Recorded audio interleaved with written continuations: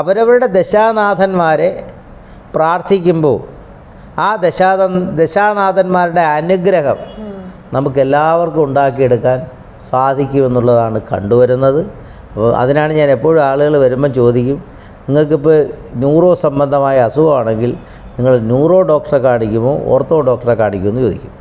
അപ്പോൾ അവർ ന്യൂറോ ഡോക്ടറെ കാണിക്കും. ഞാൻ പറഞ്ഞു അതേപോലെയാണ് നിങ്ങൾക്കിപ്പോൾ നിൽക്കുന്ന ദശാനാഥൻ ആരാണോ ആ ദശാനാഥനെ ഭജിക്കുക. ആ ദശാനാഥനെ മനസ്സിൽ കരുതിയിട്ട് ആ ദശാനാഥനെ പ്രതിനിധാനം ചെയ്യുന്ന ദേവൻ ആരാണോ അവരെയും കൂടി പ്രാർത്ഥിച്ചാൽ പ്രാർത്ഥനയ്ക്ക് ഫലമുണ്ടാകും. എന്താ പറയുക,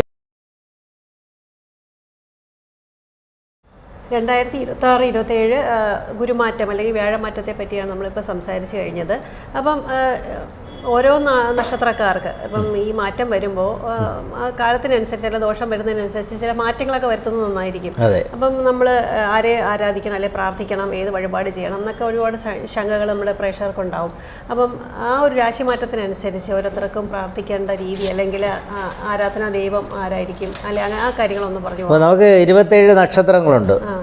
27 നക്ഷത്രങ്ങളും ജനിക്കുന്നത് ഓരോ ദശാനാഥനെ പ്രതിനിധാനം ചെയ്തിട്ടാണ്.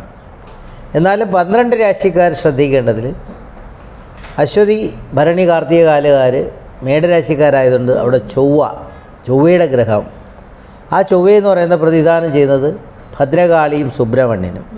സുബ്രഹ്മണ്യനെ ഭജിക്കാം, ഭദ്രകാളി ഭജിക്കാം. ഭദ്രകാളി ക്ഷേത്രത്തിൽ പോകാം, സുബ്രഹ്മണ്യ സ്വാമി ക്ഷേത്രത്തിൽ പോകാം. ഇടവരാശിക്കാർ വരുമ്പോൾ കാർത്തിക, മുക്കാല്, രോഹിണി, മകയിര, തരയാണ്. അവിടെ രാശി ശുക്രൻ്റെ രാശിയാണ്. ശുക്രനെ പ്രതിദാനം ചെയ്യുന്നത് പഴയ കാലഘട്ടത്തിൽ പറയുമ്പോൾ യക്ഷിയമ്പലം, പണ്ട് സിനിമ പാട്ടിനുണ്ട് യക്ഷിയമ്പലം അടച്ചു, അത് ദുർഗാഷ്ടമിയായിരുന്നു എന്നൊക്കെയാണ്. അപ്പോൾ അവിടെ ദുർഗയെ ഭജിക്കാം, യക്ഷിയമ്മയെ ഭജിക്കാം, ചാമുണ്ടിയെ അവർക്ക് ഭജിക്കാം ഈ രാശിക്കാർക്ക്. അപ്പോൾ അടുത്ത രാശി എന്ന് പറയുമ്പോൾ മിഥുനരാശിയാണ്. മിഥുനരാശി എന്ന് പറയുമ്പോൾ അവിടെ ബുധൻ്റെ രാശിയാണ്. അപ്പം ബുധൻ്റെ രാശി എന്ന് പറയുമ്പം ബുധനെ പ്രതിദാനം ചെയ്യുന്നത് അവതാര വിഷ്ണുവാണ്. വിഷ്ണുവിൻ്റെ ഏത് അവതാരങ്ങളെയും നമുക്ക് മത്സ്യം തൊട്ട് കൽഗി വരെയുള്ള അവതാരങ്ങളെ പ്രാർത്ഥിക്കാം, ഓം നമോ നാരായണ ജപിക്കാം. അടുത്ത് നമ്മുടെ കർക്കിടക രാശി എന്ന് പറയുന്നത് അത് കർക്കിടക രാശിയെ പ്രതിദാനം ചെയ്യുന്ന ചന്ദ്രനാണ്. അപ്പോൾ ചന്ദ്രനും സൂര്യനും രാശി പതിച്ചു കൊടുത്തിട്ടുണ്ട്. ചന്ദ്രനെ പതിച്ചു കൊടുത്തിരിക്കുന്ന മിഥുനം, കർക്കിടകം മിഥുനം, ഇടവം മേടം, അതുപോലെ തന്നെ മീനം, കുംഭം. അടുത്തിങ്ങനെ കറങ്ങി വരും. സൂര്യനും ചന്ദ്രനുമാണ് പതിച്ചു കൊടുത്തിരിക്കുന്നത്. സൂര്യനാണ് രാജാവ്, ചന്ദ്രൻ രാജ്ഞിയാണ്. അപ്പോൾ ചന്ദ്രൻ്റെ രാശിയാണ് കർക്കിടക രാശി. അപ്പോൾ ചന്ദ്രനെ പ്രതിദാനം ചെയ്ത് നമ്മൾ പറയും മനസ്സ് മാതാവ് ചന്ദ്രനെ കൊണ്ടെന്നാണ്. ചന്ദ്രനെ പറയുന്നത് ദുർഗയാണ്, ഭഗവതി. അപ്പം മഹാകാളി, മഹാലക്ഷ്മി, മഹാസരസ്വതി, ഐക്യസ്വരൂപിണി, ശ്രീ ലളിതാ പരമേശ്വരി ഭഗവതി രക്ഷ എന്ന് പറയും. അപ്പോൾ മാനസിക പ്രയാസങ്ങളൊക്കെ കുടുംബത്തിലുള്ളവർ ലളിതാ സഹസ്രനാമം ജപിക്കും. അപ്പോൾ ലളിതാ സഹസ്രനാമം ജപിക്കുന്ന വീടുകളിലെല്ലാം ഐശ്വര്യം ഉണ്ടാകുമെന്നാണ്. ഇപ്പം കല്യാണം കഴിഞ്ഞില്ല, ഇത്ര വയസ്സായി, 30 വയസ്സായി, 32 വയസ്സായി എന്നൊക്കെ പറയുമ്പോൾ ആ പെൺകുട്ടികൾ പറ്റുന്ന വെള്ളിയാഴ്ചകളിലെല്ലാം ലളിതാ സഹസ്രനാമം ഒന്ന് വായിക്കുകയാണെങ്കിൽ മഹാകാളിയുടെയും മഹാലക്ഷ്മിയുടെയും മഹാസരസ്വതിയുടെയും അനുഗ്രഹം ഉണ്ടാകും. നമ്മൾ വരുന്ന ചിങ്ങരാശി എന്ന് പറയുന്നത് സൂര്യൻ്റെ രാശിയാണ്. സൂര്യനെ പ്രതിദാനം ചെയ്യുന്നത് ശിവൻ, മഹാദേവൻ എന്ന് പറയും. മഹാദേവൻ്റെ ആ ഒരു രൂപം, കാലഭൈരവൻ, മഹാദേവൻ, ഇങ്ങനെയുള്ള രൂപങ്ങളെയൊക്കെ നമുക്ക് പ്രാർത്ഥിക്കാം. പിന്നെ ഞായറാഴ്ചകളിൽ സൂര്യഭഗവാനെ പ്രാർത്ഥിക്കുന്ന വീടുകളുണ്ടായിരുന്നു. ഓം മാർത്താണ്ഡ ഭൈരവായ സൂര്യനാരായണായ നമ എന്ന മന്ത്രം ജപിച്ചിരുന്ന ഗൃഹങ്ങളുണ്ടായിരുന്നു. അതുപോലെ സന്താപനാശകരായ നമോ നമ, അന്ധകാരാന്ധകാരായ നമോ നമ, ചിന്താമണേ ചിദാനന്ദായ തേ നമ, നീഹാരനാശകരായ നമോ നമ. ശ്രീരാമചന്ദ്രന് അഗസ്ത്യർ ഉപദേശിച്ചു കൊടുത്ത് ആ സൂര്യമന്ത്രം ജപിച്ചിട്ടാണ് രാവണനെ അദ്ദേഹത്തിന് നിഗ്രഹിക്കാനായത്. അപ്പോൾ എല്ലാത്തിനും സാക്ഷി എന്ന് പറയുന്നത്, കർമ്മസാക്ഷി എന്ന് പറയുന്നത് സൂര്യഭഗവാനാണ്. അപ്പോൾ സൂര്യഭഗവാനെ ഭജിച്ചിരുന്ന ഗ്രഹങ്ങൾ, പഴയ ഞായറാഴ്ച വ്രതം അനുഷ്ഠിച്ചിരുന്ന അന്ന് വീടെല്ലാം സസ്യാഹാരമായിരിക്കും. അപ്പോൾ എത്രത്തോളം ഈ സസ്യാഹാരികൾക്ക് 20 മില്ലി പിത്തരസം മതി എന്നുള്ളതാണ് ചൊല്ല്. അപ്പോൾ എത്രയോ മില്ലി സ്റ്റോർ ചെയ്യാം ആഴ്ചതോറും. അപ്പം അങ്ങനെ ദൃഢത, ആരോഗ്യം ഉണ്ടായിരുന്ന ഒരു കാലഘട്ടമായിരുന്നു പഴയ തറവാടുകൾ. അടുത്ത വരുന്ന രാശി എന്ന് പറയുന്നത് കന്നി രാശിയാണ്. അത് ബുധൻ്റെ ക്ഷേത്രമാണ്. അവതാര വിഷ്ണുവിനെ തന്നെ അതിൽ പ്രാർത്ഥിക്കാം. തുലാം രാശി എന്ന് പറയുന്നത് ശുക്രൻ്റെ ക്ഷേത്രമാണ്. ശുക്രനെ പ്രതിദാനം ചെയ്യുന്ന ഞാൻ പറഞ്ഞു യക്ഷിയമ്മ, അതുപോലെ തന്നെ ദുർഗ, ചാമുണ്ടി, ഇവരെയൊക്കെ ഭജിക്കാം. അപ്പം നമ്മൾ ആ ഓരോ രാശിയിലുള്ളൊരു ഓരോ ഭജന നടത്തുമ്പം അവർക്ക് അതിൻ്റേതായിട്ടുള്ള ഉണർവ് വരുമെന്നുള്ളതാണ്. അടുത്ത വരുന്ന രാശി എന്ന് പറയുന്നത് നമുക്ക് വൃശ്ചിക രാശിയാണ്. അതും ചൊവ്വയുടെ ക്ഷേത്രമാണ്. ചൊവ്വ എന്ന് പറഞ്ഞാൽ കുജൻ. ഈ കുജൻ എന്ന് പറയുന്നത് ഭദ്രകാളിയെയും സുബ്രഹ്മണ്യനെയും പ്രതിദാനം ചെയ്യുന്നു. അപ്പോൾ നമുക്ക് കർമ്മസംബന്ധമായിട്ടുള്ള പഴയ മിക്ക ബിസിനസ് മേഖലയിലും നമുക്ക് കാണാം. തമിഴ്നാട്ടിലായാലും ഇവിടെ ഏകദേശം എല്ലാ സ്ഥലത്തും നോക്കുമ്പോൾ സുബ്രഹ്മണ്യൻ്റെ പടം വച്ച് ബിസിനസ് നടത്തുന്നവർക്ക് വളരെ വിജയം ഉണ്ടാകും എന്നുള്ളത് കാണുന്നുണ്ട്. അപ്പോൾ കലികാലത്ത് കാളി ഭദ്രകാളിയെ ഭജിക്കുമ്പോൾ കാളി മഹാകാളി ഭദ്രകാളി നമോസ്തുതേ കുലം ച കുലധർമ്മം ച മാം പാലയ ശ്രീ ഭദ്രകാളി നമസ്തുതേ. ഒരു മന്ത്രമെങ്കിലും ഒരു ദിവസമെങ്കിലും ജപിക്കുമ്പോൾ ഒരു ശക്തി വരുമെന്നുള്ളതാണ്. അടുത്ത ക്ഷേത്രം ഗുരുവിൻ്റെ ക്ഷേത്രമാണ്. ഗുരു എന്ന് പറയുന്നത് നമ്മളെ അവതാര വിഷ്ണു തന്നെയാണ്. കൃഷ്ണനെ ഭജിക്കാം, മഹാവിഷ്ണുവിനെ ഭജിക്കാം. പിന്നെ മത്സ്യാവതാരം ആയാലും കൂർമാവതാരം ആയാലും നരസിംഹമൂർത്തിയെ ഏറ്റവും കൂടുതൽ ഭജിച്ചാൽ ഉഗ്രം വീര്യം മഹാവിഷ്ണു ജ്വലന്തം സർവതോന്മുഖം നൃസിംഹം ഭീഷണം ഭദ്രം മൃത്യുമൃത്യു നമാമിക. നമ്മളൊരു മനസ്സിൽ നരസിംഹമൂർത്തിയുടെ ചിത്രം കണ്ടിട്ട് ഭജിക്കുമ്പോൾ ആ ഒരു അനുഗ്രഹം എപ്പോഴും നമുക്കുണ്ടാവുക തന്നെ ചെയ്യും. അടുത്ത 2 രാശി, അതായത് മകരരാശിയും കുംഭരാശിയും ശനിയുടെ ക്ഷേത്രങ്ങളാണ്. ശനിയെ പ്രതിദാനം ചെയ്യുന്നത് അയ്യപ്പനും ശിവനുമാണ്. അവരെയും നമുക്ക് ഭജിക്കാം ആ രാശിക്കാർക്ക്. മീനരാശി ഗുരുവിൻ്റെ ക്ഷേത്രം ആയതുകൊണ്ട് ഈ പറയുന്ന നരസിംഹമൂർത്തിയെ ഭജിക്കാം, കൃഷ്ണനെ ഭജിക്കാം, മഹാവിഷ്ണുവിനെ ഭജിക്കാം. അങ്ങനെ ഓരോ രാശിക്കും ഓരോ രാശിയുടെ അധിപനായതുകൊണ്ട് ആ രാശിയാധിപന്മാരെ ഭജിക്കുമ്പോൾ കൂടുതൽ മെച്ചം വരുമെന്നുള്ളതാണ്. പിന്നെ നക്ഷത്രക്കാർ 27 നക്ഷത്രക്കാർ അശ്വതി ജനിക്കുന്നത് കേതു ദശയിലാണ്. അപ്പോൾ കേതു ദശയിൽ ജനിക്കുന്ന അശ്വതിക്കാരെ സംബന്ധിച്ചിടത്തോളം കേതുവിനെ പ്രതിദാനം ചെയ്യുന്നത് അശ്വതി, മകം, മൂലം, ഇത് കേതു ദശയാണ്. കേതുവിനെ പ്രതിദാനം ചെയ്യുന്നത് ചാമുണ്ടിയും ഗണപതിയാണ്. ബാലചാമുണ്ടിയെ ഭജിക്കാം. അപ്പോൾ അവരെ ഭജിക്കുമ്പം നമുക്ക് ആ നക്ഷത്രക്കാർക്ക് വലിയ ഗുണം ചെയ്യും. അശ്വതി, മകം, മൂലം ഒരേ ദശാനാഥനാണ്. ഇവരെ അനുജന്മ നക്ഷത്രക്കാരെന്നാണ് പറയുന്നത്, സഹോദര നക്ഷത്രങ്ങൾ. അടുത്ത് വരുന്നത് ഭരണി, പൂരം, പൂരാടം. അവർ വരുന്നത് പ്രതിദാനം ചെയ്യുന്നത് ശുക്രനാണ്. ശുക്രൻ എന്ന് പറയുമ്പോൾ ശുക്രനെ പ്രതിദാനം ചെയ്യുന്നത് ചാമുണ്ടി തന്നെയാണ്. ഓം ശ്രീം ഹ്രീം ആയും ക്ലീം സ്വം ചാമുണ്ടായേ വിച്ചൈ നമഃ എന്ന് പറയും. ഇപ്പം നമ്മൾ പലരും പല വിജയത്തിനായിട്ട് ചണ്ഡികാഹോമം നടത്താറുണ്ട്.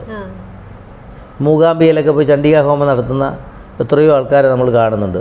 അപ്പോൾ ചണ്ഡികയുടെ ചാമുണ്ടിയുടെ അനുഗ്രഹം എപ്പോഴും അവർക്കുണ്ടാകും എന്നുള്ളതാണ്. അടുത്ത വരുന്നത് നമുക്കറിയാം കാർത്തിക, ഉത്രാടം. ഇവരുടെ രാശിയുടെ നാഥൻ ജനിക്കുന്ന ദശാനാഥൻ സൂര്യനാണ്. സൂര്യനെ പ്രാർത്ഥിക്കാം. അതുപോലെ തന്നെ സൂര്യനെ പ്രതിദാനം ചെയ്യുന്ന ശിവൻ, മാടൻ തമ്പുരാൻ, ഇവരെയൊക്കെ പ്രാർത്ഥിച്ചാൽ അവർക്ക് വിജയം ഉണ്ടാക്കിയെടുക്കാൻ കഴിയുമെന്നുള്ളതാണ് സത്യം. മനസ്സിലായില്ലേ? അത് കഴിഞ്ഞിട്ട് രോഹിണി, നമുക്കറിയാം രോഹിണി, തിരുവോണം, ഈ നക്ഷത്രക്കാർ. അപ്പോൾ അവരെ സംബന്ധിച്ച് രോഹിണി, അത്തം, തിരുവോണം അവർ അനുജന്മ നക്ഷത്രക്കാരാണ്. അത് ചന്ദ്രനാണ് അവരുടെ ദശയുടെ നാഥൻ. ചന്ദ്രനെ പ്രതിദാനം ചെയ്യുന്ന ദുർഗാ ഭഗവതിയാണ്. ഓം ദും ദുർഗായേ നമഃ, അല്ലെങ്കിൽ ദുർഗേ ഭഗവതി ശരണം ശരണം രക്ഷ രക്ഷ എന്ന് പറഞ്ഞ് അവരുടെ ക്ഷേത്രത്തിൽ പോയി പ്രാർത്ഥിക്കുമ്പം അവർക്കും അതിൻ്റേതായിട്ടുള്ള വിജയം ഉണ്ടാക്കിയെടുക്കാൻ സാധിക്കുന്നുണ്ട്. അത് കഴിഞ്ഞിട്ട് നമുക്ക് മകയിരം, ചിത്തിര, അതുപോലെ തന്നെ അവിട്ടം, ആ നക്ഷത്രക്കാർ പ്രതിദാനം ചെയ്യുന്ന ദശാനാഥൻ എന്ന് പറയുന്നത് ചൊവ്വയാണ്. ചൊവ്വയിലാണ് അവർ ജനിക്കുന്നത്. ചൊവ്വയെ പ്രതിദാനം ചെയ്യുന്ന സുബ്രഹ്മണ്യനാണ്, ഭദ്രകാളിയാണ്. അവരെ ഭജിക്കുക. അപ്പോൾ ഭദ്രകാളി കലികാലത്ത് ഏറ്റവും കൂടുതൽ ചെയ്ത് നോക്കിയിട്ട് ഇപ്പോൾ ക്ഷേത്രങ്ങളൊക്കെ വളരെ പുനരുദ്ധാരണം ചെയ്തിരുന്നു. പഴയ കുടുംബക്കാരുടെ ക്ഷേത്രങ്ങളെല്ലാം മാറിക്കൊണ്ടിരിക്കുകയാണ്. കാര്യം ഓരോ പ്രശ്നങ്ങൾ ചെന്ന് നോക്കുമ്പോഴും കുടുംബപരദേവത ആ കുടുംബ പരദേവതയുടെ അനുഗ്രഹം വേണം, അല്ലെങ്കിൽ ഗ്രാമദേവതയുടെ അനുഗ്രഹം വേണമെന്ന് പറയും. അപ്പോൾ അവരെ പ്രാർത്ഥിക്കണം. അപ്പോൾ ഈ പറയുന്ന അത് ചെയ്യണം. അത് കഴിഞ്ഞ് നമുക്കറിയാം തിരുവാതിരക്കാരെ സംബന്ധിച്ചിടത്തോളം ശരിക്കുള്ള ദശാനാഥൻ എന്ന് പറയുന്ന സർപ്പനാണ്. ചോതി, ചതയം, ഒരു രാഹുൽ. അപ്പോൾ സർപ്പദൈവങ്ങളെ അവർ നന്നായിട്ട് പ്രാർത്ഥിക്കണം. പിന്നെ അവരെ സംബന്ധിച്ചിടത്തോളം ശിവനെ, മഹാദേവനെ പ്രാർത്ഥിക്കുമ്പോൾ ഓം നമശിവായ ജപിക്കരുത്, ഓം ഹ്രീം നമശിവായ ജപിക്കണം. ഈ ഹ്രീം എന്ന് വെച്ചാൽ പാർവതിയാണ്. അപ്പോൾ പാർവതീ ദേവിയുടെ അനുഗ്രഹം നമുക്കുണ്ടാക്കിയെടുക്കാൻ സാധിക്കുന്നു. ഒന്നുമില്ലെങ്കിലും നമശിവായ ജപിക്കും, ഭഗവാൻ കണ്ണടച്ചുകൊണ്ടിരിക്കും.